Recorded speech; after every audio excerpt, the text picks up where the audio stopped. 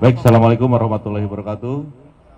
Selamat pagi, salam sejahtera bagi kita sekalian. Ya, saya hormati Pak Dirut Jasa Marga beserta seluruh direksi, staf dari Jasa Marga, Pak Dirgakum, Pak Kabak Op, dan teman-teman sekalian. Jadi untuk pelaksanaan one way ya, dari kilometer 414 sampai dengan kilometer 72 tadi jam 8.00 kita sudah tutup ya. Untuk arus lalu lintas sekarang sudah kita normalkan dua arah, artinya sudah menjadi arus lintas normal ya. Kemudian dari 70 sampai dengan 47 saat ini kita masih membuka 3 lajur kontraflow ya. Sedang proses untuk memperkecil menjadi 2 lajur karena situasi arus lalu lintas dari Trans Jawa, kemudian dari selatan Bandung ya, ini menunjukkan angka yang melandai ya, artinya angka normal. Ini sampai saat ini dari Semarang, dari Bandung juga menunjukkan angka yang landai. Sehingga untuk di Jakarta Cikampek kita akan hanya membuka 2 lajur ya, 2 lajur kontraflow dari 70 sampai dengan 47. Kemudian untuk puncak arus ya, arus balik tahun 2024 ini terjadi pada kemarin tadi malam sampai tadi pagi jam 6 ya, sampai penutupan arus ada di angka 162 lebih. Nanti angkanya bisa minta ke teman-teman dari Jasa Marga ya. Kemudian masih ada tersisa yang belum kembali ke Jakarta sekitar 30% lebih, baik itu di 4 gardu maupun di kilometer 66 yang menjadi titik krusial. Artinya angka tersebut kalau kita bagi 2 pelaksanaan WFH hari ini dan besok, berarti masing-masing tinggal tersisa 15%. Ini mudah-mudahan dengan angka yang kecil tersebut ini kita masih bisa melayani para pemudik yang akan balik dengan tidak melakukan rekayasa lalu lintas, artinya dengan CB-CB yang reguler ya. Tapi kalau ada peningkatan arus ya dari timur maupun dari selatan, kita sudah siapkan beberapa rekayasa lalu lintas yang akan kita laksanakan ya, terutama di Jakarta Cikampek di titik krusial 66. Kita akan melaksanakan kontraflow ya, 2 lajur maupun sampai ke 3 lajur tergantung situasi arus lalu lintas. Kemudian untuk kecelakaan lalu lintas selama arus mudik dan balik ya, alhamdulillah ada penurunan ya, angkanya sekitar 13%. Dari 3.412 tahun 2024 saat ini turun menjadi 2.985.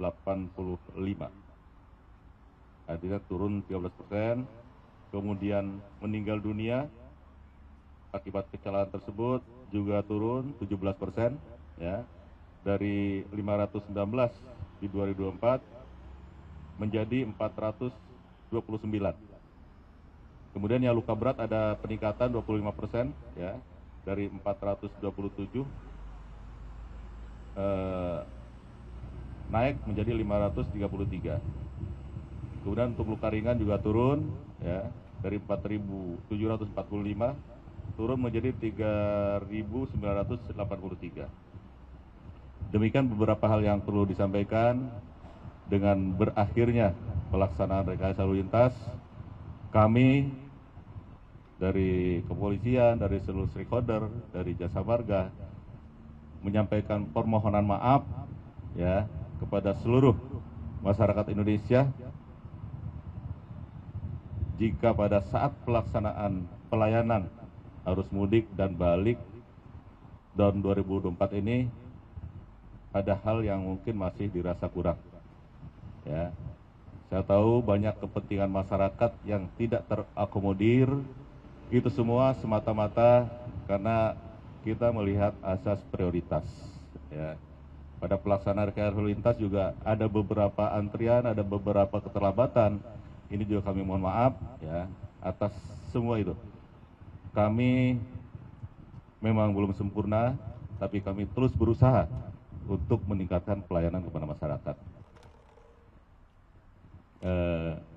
Kemudian saya juga pada kesempatan yang baik ini ya mengucapkan terima kasih kepada seluruh anggota Polri, kemudian dari Jasa Marga yang bersama-sama kita dan seluruh stakeholder yang ada.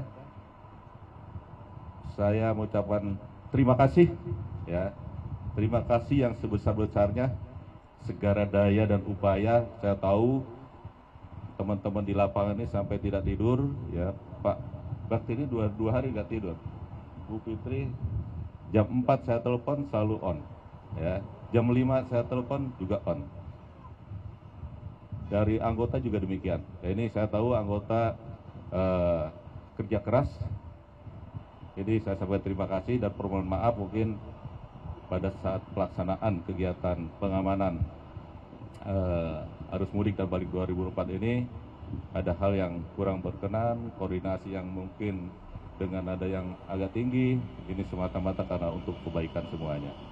Kemudian kepada teman-teman media, ini kita tidak ada apa-apanya tanpa rekan-rekan sekalian.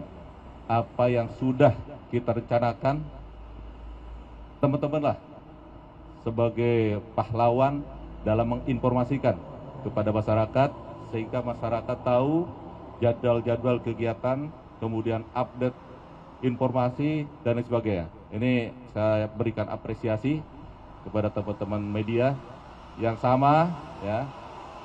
Saya tahu teman-teman tidak tidur ya, tidak mudik ya. Semua hanya untuk pelayanan kepada masyarakat. Sekali lagi saya sampaikan terima kasih. Kami dengan Pak Bakti mengucapkan terima kasih atas semua jerih payah rekan-rekan sekalian.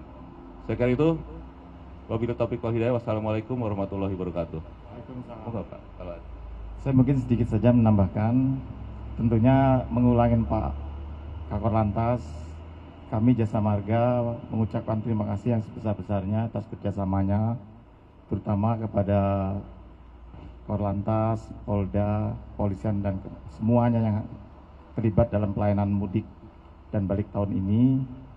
Ya mungkin ada beberapa kekurangan dalam penyediaan prasarana dan data saintifik yang memang selalu kita perbaiki ya Pak Korlantas ya dalam hal penanganan CP-CP, membantu CP-CP Korlantas di lapangan. Tetapi betul-betul kami apresiasi kepada kepolisian dan Polda yang sabar ya, sabar melayani dengan traffic yang cukup tinggi yang merata. Kalau tahun-tahun sebelumnya hanya 1 hari, di puncak ini hampir tiap hari ya.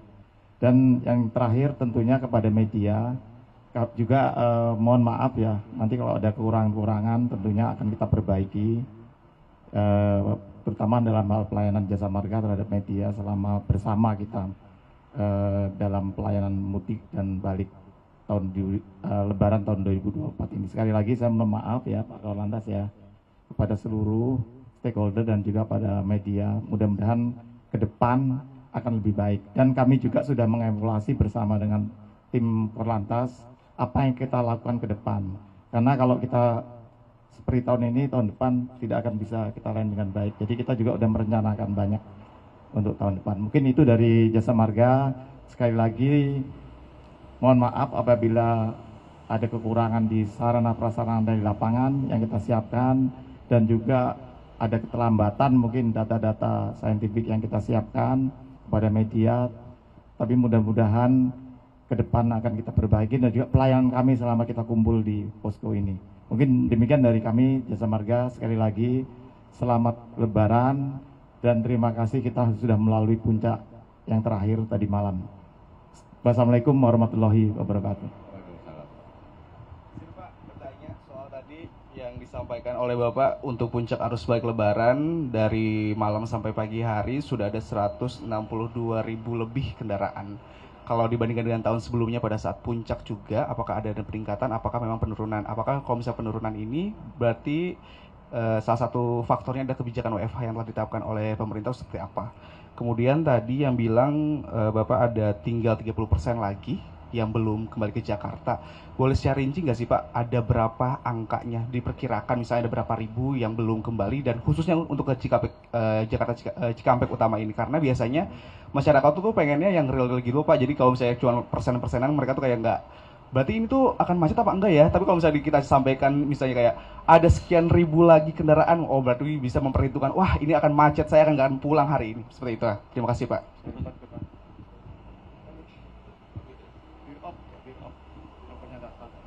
Izin Pak, untuk 4 gerbang, bukan hanya di kilometer 66, jadi 4 gerbang.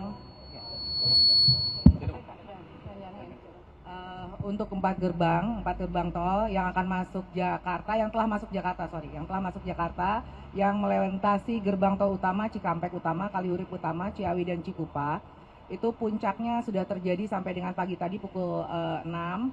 Itu puncak lalu lintas balik terjadi di tanggal 15 April H+4 sampai dengan jam 06.00 sebesar 266.173 kendaraan, atau naik 104% terhadap normal, atau naik 0,2% terhadap puncak balik Lebaran 2023. Kalau yang tadi 162 Pak, itu kilometer 66. Kalau yang tadi saya bacakan itu di 4 gerbang tol. Ya.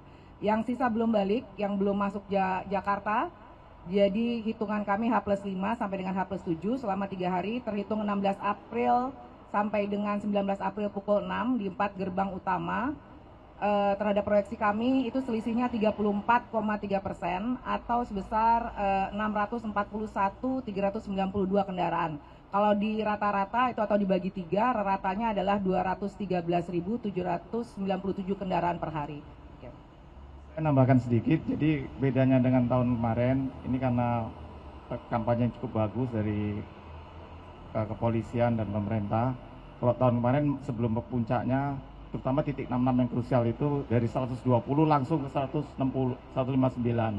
Nah tahun ini dia berkisar 140 kemudian ke 162. Jadi cukup merata, dan memang di arus mudik kemarin itu turun di puncaknya sendiri dibanding 2023 turun sekitar 1, yang puncak mudik Itu turun 1, berapa 5%. Jadi memang terdistribusi merata. Nah untuk balik naik ke 1,6 di titik di 166 itu naik 1,6%. Jadi 1,3%. Bukan yang 1,66. Oh, 66. Sorry, yang titik 6-nya naik 2,5% pas balik ya. Ini turun ya. Sorry nanti dilihat aja ya, karena ini mungkin kurang tidur jadi. Jadi intinya gini, trafiknya cukup merata. Ya, jadi puncaknya itu memang kemarin kita sabar. Saya terima kasih sekali dengan Pak Korlantas dan timnya, cukup sabar ya. Jadi CB yang udah kita siapkan dari hulu dan hilirnya itu cukup baik oleh Korlantas dan Polda. Terutama Pak Aan nih sabar banget karena dalam beberapa hari itu merata dia, cukup berat ya. Jadi pengaliannya juga cukup teratur berdasarkan kemampuan sarana prasarana yang kita siapkan dan juga data-data saintifik yang disiapkan oleh Jasa Marga, dieksekusi dengan CBCB yang cukup baik oleh Korlantas. Mungkin itu nanti data detailnya bisa diambil. Ya, makasih. Baik, selamat pagi Pak. Sore ini ada pesan potongan tarif masih berlaku ya. 17 sampai 19 pagi ya, jam 6 ya. Lumayan 84.000 ya. Dieksekusinya di sini ya, kita.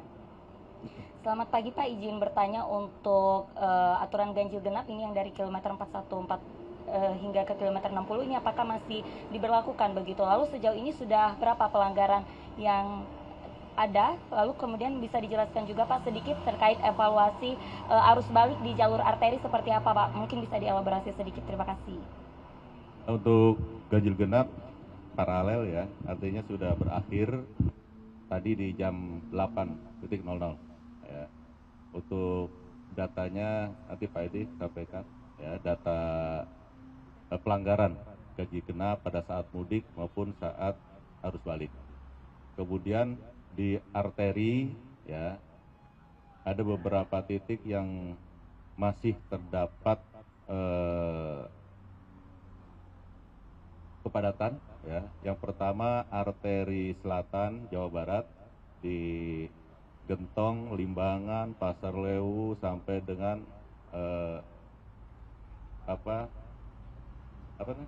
Malangbong ya.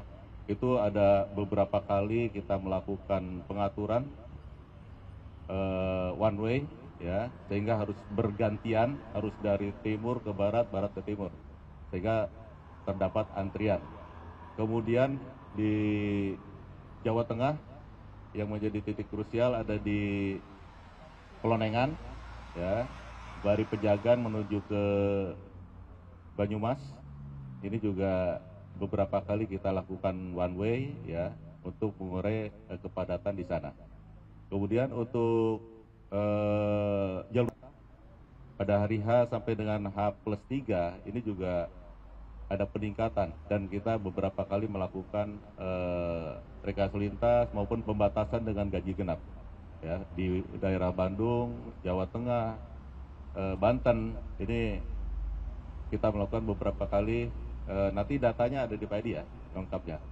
Kemudian untuk Pantura, nah ini Pantura syukur alhamdulillah sampai tadi malam saya terus melihat dampak dari pemberlakuan one way ya, pada saat arus balik terutama. Ini secara umum masih ramai, lancar ya, tidak ada kemacetan yang berarti, tidak sampai stuck. Kemacetan pada saat traffic light paling itu ada antrian ya.